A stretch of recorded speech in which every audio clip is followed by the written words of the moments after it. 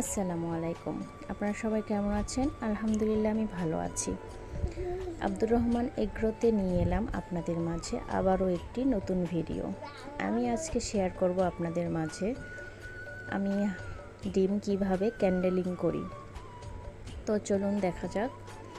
এটি হচ্ছে হাঁসের ডিম, আর ডিম ক্যান্ডেলিং করার সময় অবশ্যই রুমটা অন্ধকার হতে হবে অথবা রাতের বেলা করতে হবে।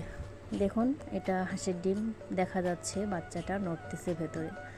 আপনারা দেখতে পাচ্ছেন কিনা জানি না, ভেতরে হাঁসের বাচ্চা নড়তেছে। হাঁসের বাচ্চার বয়স আজকে দিয়ে 18 দিন, আর 10 দিন পর ফুটে বের হবে আলহামদুলিল্লাহ।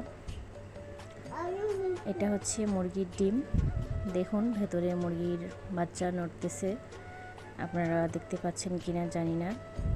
দেখুন, ভেতরে কালো নড়তেছে। সবাই আমার জন্য দোয়া করবেন, আর আমি কতগুলো বাচ্চা পেলাম ইনশাল্লাহ আপনাদের মাঝে শেয়ার করব।